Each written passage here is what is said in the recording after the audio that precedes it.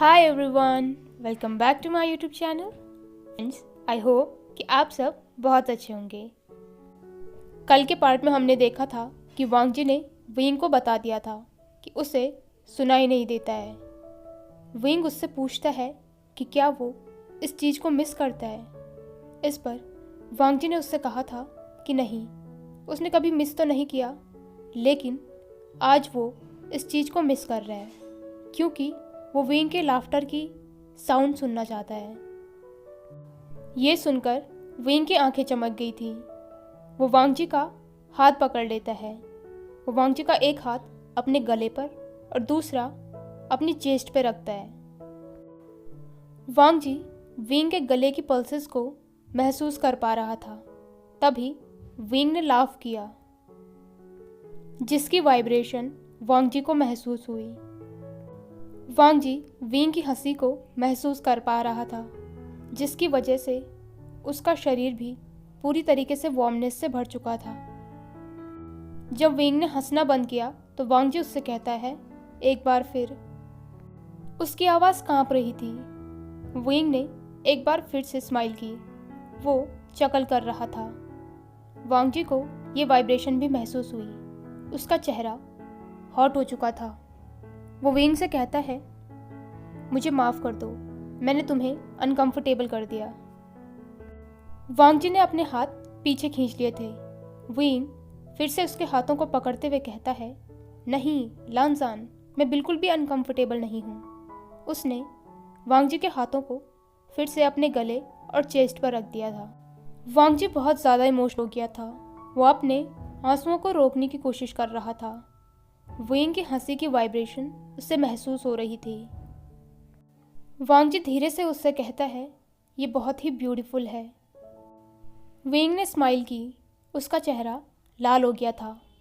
वांग जी ने उसे देखकर अपने लिप्स को लिक किया। वो अपने हाथों को विंग से हटाता है क्योंकि वो खुद को कंट्रोल नहीं कर सकता था। अगर थोड़ी देर उसने विंग को इसी तरीके से टच किया तो वो भी नहीं जानता है कि वो क्या कर देगा। वांग जी विंग को थैंक यू कहता है। इस पर विंग उससे कहता है, लानजान, थैंक यू की कोई भी ज़रूरत नहीं है। वो दोनों एक दूसरे को ही देख रहे थे। वांग जी श्योर नहीं था कि क्या सिर्फ वही विंग के बारे में कुछ डिफरेंट सोचता है या फिर विंग भी उसके बारे में ऐसे ही सोचता है। विंग वांग जी से कहता है, मुझे लगता है तुम बहुत ज़्यादा इमोशनल हो गई हो, चलो इसे यहीं पे बंद करते हैं। वांग जी ने नोट किया। विंग उससे कहता है, हम दोनों कोई मूवी देखते हैं। विंग ने एक कॉमेडी मूवी चूज़ की और वो दोनों मूवी देखने लग गए। विंग ने वांग जी का हाथ अपनी चेस्ट पर रखा। उस साइलेंस में विंग की लाफ्टर गूंज रही थी। विंग और वांग जी की कुछ क्लासेस अलग अलग होती थी। एक दिन ऐसी ही क्लास से वांग जी वापस आया। विंग उस दिन रूम पर ही था। जब वांग जी वापस रूम में पहुंचा तो उसने देखा कि विंग ज़ोर ज़ोर से गाना गा रहा है और पूरे लिविंग रूम में नाचते हुए जा रहा है। ये देखकर वांग जी खुद को रोक नहीं पाया। वो धीरे से विंग के पीछे गया और उसने उसके गले पर अपने हाथ रख दिए। पिछले 1 महीने से वो दोनों ऐसा ही करते हैं। जब विंग ने अपने गले पर ठंडे हाथों को महसूस किया तो वो कहता है, लानजान, हटाओ अपने हाथ, ये बहुत ही ठंडे हैं। विंग ज़ोर ज़ोर से हंस रहा था। वो वांग जी से अलग हुआ। उसने वांग जी के हाथों को पकड़ रखा था। उसकी चेस्ट हंसी की वजह से वाइब्रेट कर रही थी। वांग जी अपनी लाइफ में इतना खुश कभी भी नहीं हुआ था जितना वो विंग के साथ होता है। विंग को भी पता था कि भले ही वांग जी को उसकी लाफ्टर की साउंड ना आ रही हो, लेकिन उसके लिप्स की वाइब्रेशन और उसकी चेस्ट के वाइब्रेशन वांग जी को महसूस हो रही है। विंग फिर से वांग जी से दूर जाते हुए सोफे पर चढ़ गया। वांग जी उसे पकड़ने की कोशिश कर रहा था, इसलिए वो भी सोफे पर चढ़ गया। वो दोनों एक दूसरे पर कुशन्स फेंक रहे थे। तभी वांग जी ने उसे पीछे से हग कर लिया। विंग की हंसी की वाइब्रेशन वांग जी को अपनी बेली से लेकर अपनी थाइस तक महसूस हो रही थी। वांग जी ने अपनी ठंडी उंगलियों को फिर से विंग के गले पर लगाया। वो कहता है, मैंने तुम्हें पकड़ लिया। इससे विंग चिल्लाते हुए नीचे झुक गया। जब उन दोनों को महसूस हुआ कि वो क्या कर रहे हैं तो वो दोनों ही फ्रीज हो गए थे। वांग जी का फेस पूरी तरीके से हॉट हो चुका था और विंग का चेहरा पूरी तरीके से लाल। वांग जी अराउज्ड हो चुका था। वो विंग को ऐसे देख रहा था जैसे वो पजेस हो गया हो। वो विंग के गले पर अपनी उंगलियों को कसता है, जिसकी वजह से विंग ने मौन किया। वांग जी खुद को रोकने के लिए अपने रूल्स को माइंड में बोल रहा था। वो विंग से अलग होने ही वाला था कि तभी उसने फिर से विंग के मौन की वाइब्रेशन को महसूस किया। जब उसने आंखें खोली तो विंग उसे ही देख रहा था। उन दोनों की ही सांसें बहुत भारी हो गई थी। विंग सॉफ्टली उसका नाम लेकर कहता है, लानजान। वो कुछ और कहने ही वाला था कि तभी डोर पर किसी ने नॉक किया। वांग जी विंग से अलग हुआ और वो दरवाज़ा खोलने गया, लेकिन उसके पैर शेक कर रहे थे। जब उसने डोर ओपन किया तो उसने देखा कि वहाँ पर लन शिजन है। लान हुआन ने उसे ग्रीट करते हुए कहा, जानजान, क्या मैं अंदर आ जाऊं? उसके हाथ में एक ग्रॉसरी बैग भी था।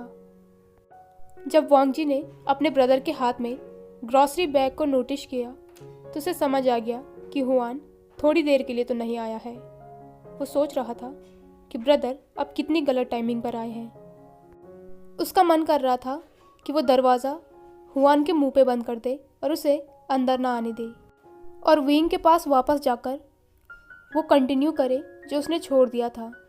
तभी उसने अपने कंधे पर एक वार्म हैंड को महसूस किया। विंग उसके पास खड़ा हो गया था। उसके चेहरा अभी भी पिंक लग रहा था। हुआन गे को देखकर उसका चेहरा चमक गया था। उसने अभी तक लान हुआन को देखा नहीं था। वो उनका म्यूज़िक प्रोफेसर तो था, लेकिन अभी उन्होंने उससे क्लासेस नहीं ली थी और ना ही वांग जी ने उसे लान हुआन से इंट्रोड्यूस कराया था। विंग स्माइल करके कहता है, वाओ लानजान, ये तुम्हारे ब्रदर है ना? तुम दोनों तो बिल्कुल ट्विंस लगते हो। उसने वांग जी को दरवाजे से खींचा और हुआन को अंदर आने का इशारा किया। अभी लानजान का मूड खराब हो गया था और उसका ब्रदर ये समझ गया था। वो उन दोनों को देख रहा था। हुआन ने अपना कोट और शू उतारे। वो समझ गया था कि वांग जी अपसेट है। जब विंग ने वांग जी को देखा तो वो कहता है, वांग जी, क्या तुम ठीक हो? क्या मैंने तुम्हें अपसेट कर दिया? वांग जी श्योर नहीं था कि विंग किस बारे में पूछ रहा है, उसके ब्रदर की गलत टाइमिंग के बारे में या फिर उस ट्विन कमेंट के बारे में। वांग जी अपने भाई के सामने उस सोफ़ा इंसिडेंट को डिस्कस नहीं करना चाहता था, इसलिए उसने स्माइल करके एक पाउट किया, जैसे वो विंग को ये बताना चाहता हो कि वो अपसेट नहीं है। वांग जी के ऐसे अडोरेबल एक्सप्रेशन देखकर विंग ने गिगल किया। आज से पहले उसने वांग जी को ऐसे करते हुए कभी भी नहीं देखा था। उसने वांग जी के लिप्स पर अपनी उंगलियां रखी और उन्हें एक स्माइल में फॉर्म किया। ये देखकर वांग जी ने उसकी तरफ अपनी एक बाँह उठाई। विंग हंसते हुए कहता है, वांग जी, तुम कितने क्यूट लग रहे हो, मैं तुम्हारा क्या करूं? विंग की टीजिंग से वांग जी ने स्माइल किया। एक बार उसका मूड फिर से अच्छा हो गया था। विंग ने उससे कहा, अब बहुत हो गया, चलो अब अपने भाई को इग्नोर करना बंद करो। मुझे तो लगा था कि तुम बहुत ही पोलाइट होंगे। ये सुनकर वांग जी हफ करते हुए स्माइल करता है। जब वांग जी अपने भाई की तरफ मुड़ा तो उनकी आंखों में एक डिलाइट लुक था। इसे देखकर वांग जी उन्हें फिर से दरवाजे से बाहर भेजना चाहता था। तभी लान हुआन साइन लैंग्वेज में कहता है, ओह, तो लगता है तुमने वे गोंगजे को अपने बारे में सब कुछ बता दिया। इस पर विंग कहता है, हुआनगे, आप मुझे विंग कहिए या फिर यिंग डी भी कह सकते हैं। आपको मेरे साथ फॉर्मल होने की बिल्कुल भी ज़रूरत नहीं है। हुआन उससे कहता है, तुमने मुझे हुआन गे कहा है, तो इसलिए मैं भी तुम्हें यिंग डिडी कहूँगा। तभी वांग जी कहता है, गगा, आप इस वक्त यहाँ पर क्या कर रहे हैं? उसका मूड फिर से खराब हो गया था। वो सोच रहा था कि विंग ने उसे तो कभी खुद को इतने इंटीमेट ढंग से बुलाने नहीं दिया था। तभी हुआन उससे कहता है, तुम्हारे साथ डिनर किए हुए बहुत टाइम हो गया था और मैंने सोचा कि क्यों ना इसी बहाने मैं तुम्हारे रूममेट से भी मिल लूँ। हुआन अपने बैग से ग्रॉसरीज निकाल रहा था। वो उन्हें लेकर किचन में चला गया। विंग ने भी उसे फॉलो किया और वांग जी ने विंग को फॉलो किया। लानजान और लान हुआन दोनों ही खाना बना रहे थे और विंग काउंटर पर लेटे लेटे उनसे बातें कर रहा था। वो उन्हें अपनी क्लास और शीजे के बारे में बता रहा था। वांग जी अपना पूरा ध्यान खाने पर बनाए रखने की कोशिश कर रहा था। खाना बन जाने के बाद वो सब लोग डाइनिंग टेबल पर बैठे हुए थे। हुआन और विंग तो आपस में बातें करके बहुत ज़ोर ज़ोर से हंस रहे थे, जैसे वो दोनों एक दूसरे के कितने अच्छे दोस्त हों। वांग जी सोच रहा था कि विंग की दोस्ती किससे ज़्यादा अच्छी होती, उससे या उसके भाई से। तभी लान हुआन कहता है, जानजान ने मुझे बताया कि तुम म्यूनमर्ग से हो, कि तुम्हारी फैमिली भी वहीं पर रहती है। शिचेन खाते खाते ही बातें कर रहा था। वांग जी सोच रहा था, लगता है आज चुपचाप खाना खाने वाला रूल यहाँ पर नहीं चलने वाला है। विंग भी खाना खाते हुए कहता है, हाँ अब सही बोल रहे हो। हुआन उससे पूछता है, तो क्या तुम्हारा बर्थ युनमंग में ही हुआ था?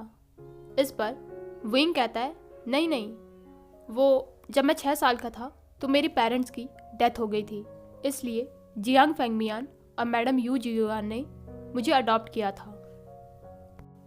विंग की बात सुनकर लान हुआन के चेहरे पर सैडनेस आ गई थी।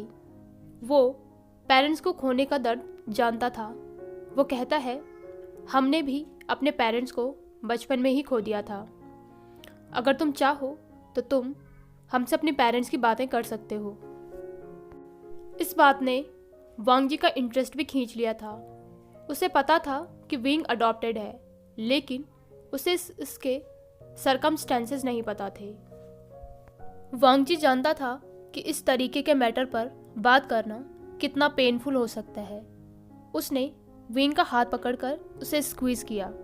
वो कहता है, विंग, अगर तुम कंफर्टेबल नहीं हो तो इस बारे में बात करने की ज़रूरत नहीं है।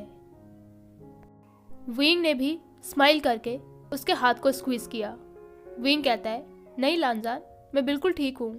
वैसे भी मुझे अपने पेरेंट्स के बारे में ज़्यादा बात करने का मौका नहीं मिलता है, और जो लोग जेन्युइनली उनके बारे में जानना चाहते हैं मैं उनसे ज़रूर उनके बारे में बात करूँगा। जैसे विंग ने कहा था कि उन्हें उनके बारे में बात करने को नहीं मिलता है। इस पर वांग जी अपसेट हो गया था। उसने विंग के चेहरे को देखा तो उस पर उसे बिटरनेस दिखी। विंग हंसते हुए कहता है, वो बात ऐसी है कि मैडम यू मेरी मदर को कुछ ज़्यादा पसंद नहीं करती है। मेरे फादर और अंकल जियांग मेरे बर्थ से पहले से ही बहुत अच्छे दोस्त थे। मुझे अच्छे से तो नहीं मालूम, लेकिन ऐसी रूमर्स थी कि अंकल जियांग को मेरी मदर पर क्रश था। मुझे ज़्यादा तो याद नहीं है, लेकिन इतना अच्छे से याद है कि मेरे पेरेंट्स आपस में बहुत खुश रहते थे। वो साथ में हंसते थे, नाचते थे, गाते थे। मुझे नहीं लगता कि वो रूमर सच रही होगी। लेकिन मैडम यू इस वजह से हमेशा मेरे साथ रूड रही। विंग ने दोनों लैन ब्रदर्स को देखा। उसकी आंखों में क्वेश्चन था कि क्या उसे आगे बताना चाहिए या नहीं। वांग जी ने एक बार उसके हाथ को फिर से स्क्वीज किया। इस बार हुआन भी सीरियस होकर विंग की तरफ देखते हुए कहता है, विंग, अगर तुम कंफर्टेबल नहीं हो तो इट्स ओके, और मुझे माफ़ कर दो, मेरे क्वेश्चन की वजह से तुम्हारी अनप्लीजेंट मेमोरीज वापस आ गई। इस बात पर विंग ने लाफ किया, लेकिन वांग जी जानता था कि वो बिल्कुल भी खुश नहीं है। विंग उनसे कहता है, आप दोनों कितने सपोर्टिव हो और बहुत ही अंडरस्टैंडिंग भी। मेरा पुअर हार्ट ये सब कुछ सह नहीं पाएगा। वो तीनों चुपचाप अपना खाना खाने लग गए थे। वुइंग के दिमाग में बहुत सारी मेमोरीज चल रही थी। हुआन गे वांगजी की तरफ गिल्ट में देख रहे थे। जब वांगजी को लगा कि यह कन्वर्सेशन खत्म हो गई है, तभी वुइंग ने फिर से उन दोनों की तरफ देखकर कहा, मैडम यू ने मुझे घर में किसी से भी मेरे पेरेंट्स के बारे में बात करने से मना कर रखा था। जब वो आसपास होती थी तब मुझे अपने पेरेंट्स के बारे में बात करने का कोई भी हक नहीं था। मैं ना ही उन्हें मिस कर सकता था और ना ही उनके बारे में बात कर सकता था, ना ही उनके बारे में किसी से कुछ पूछ सकता था। उन्होंने मुझसे कभी भी प्यार नहीं किया। ये कहते हुए विंग की आंखों से आंसू बहने लग गए थे और उसका गला पूरी तरीके से भर गया था। विंग हमेशा हैप्पीनेस से भरा रहता है, लेकिन ऐसा लग रहा है जैसे वो सब कुछ कहीं चली गई है। वांगजी विंग को इस तरीके से रोते हुए नहीं देख पाया। वो अपनी सीट से खड़ा उठा और विंग के पास जाकर उसने उसे टाइटली हग कर लिया। विंग के कंधे से उस पार वांगजी अपने ब्रदर की शॉक्ड आईज को देख सकता था, जो कि धीरे धीरे एक स्माइल में बदल गई। वांगजी किसी को भी ऐसे ही हग नहीं करता है। न जाने कितने साल हो गए हैं जो वांगजी ने किसी को हग किया है। लास्ट टाइम जब उसके ब्रदर शादी कर रहे थे तब उसने उन्हें हग किया था, और एक बार तब जब उसे पता चला था कि वो अब सुन नहीं सकता है। विंग ने भी वांगजी को टाइटली हग कर लिया था। वांगजी को नहीं पता चल रहा था कि विंग हंस रहा है या रो रहा है, लेकिन जब विंग उससे अलग हुआ तो विंग की आंखों में आंसू थे और वांगजी की शर्ट भी भीग गई थी। विंग उससे कहता है, लानजान मैं ठीक हूँ, वो बस मैं थोड़ा इमोशनल हो गया था। इस पर वांगजी ने नोट किया। वो दोनों फिर से अपनी सीट्स पर बैठ गए। विंग हुआन गे की तरफ देखकर कहता है, माफ़ कर दीजिए ब्रदर, मैं इमोशनल हो गया था। वांगजी उससे कहता है, विंग तुम इस बारे में। तभी विंग ने उसे काटते हुए कहा, लानजान इट्स ओके, मैं इस बारे में बात करना चाहता हूँ, अगर तुम लोग सुनना चाहते हो तो। लानजान और हुआन दोनों ने विंग की तरफ देखकर नोट किया। विंग कहता है, मेरे पेरेंट्स को ट्रैवल करना बहुत पसंद था। उन्हें नेचर के पास रहना बहुत पसंद था। हम लोग ज़्यादातर बाहर जाते रहते थे। हाँ, मेरे पेरेंट्स हमेशा कुछ लोगों को इन्फॉर्म कर देते थे कि हम लोग कहाँ पर जा रहे हैं। एक बार हम इसी तरीके से ट्रैवलिंग के लिए गए हुए थे और हम पर वॉवल्स ने अटैक कर लिया। मेरे फादर ने मेरी मदर से कहा कि वो मुझे लेकर वहाँ से भाग जाएं। थोड़ा दूर जाने पर ही मेरी मदर ने मुझे एक ट्री पर चढ़ा दिया और वो आगे कहने ही वाला था, लेकिन उसकी आंखों से आंसू गिरने लग गए। वो खुद को संभालते हुए कहता है, थोड़ी देर बाद मैंने देखा कि मेरे पेरेंट्स की बॉडी वहीं ट्री के पास में पड़ी हुई है। शायद मैं भी वहाँ भूख से ही मर जाता अगर कोई हमें ढूंढने नहीं आता तो। विंग की आंखों से अभी भी आंसू गिर रहे थे। वांगजी ने अपनी चेयर को विंग के पास लेके गया। उसने विंग को फिर से हक कर लिया था। विंग के पेरेंट्स के बारे में जानकर हुआन भी अपसेट हो गया था। वो सोच रहा था कि एक 6 साल के बच्चे ने कैसे वहाँ पर सरवाइव किया होगा। हाय एवरीवन, तो कैसा लगा आपको आज का पार्ट?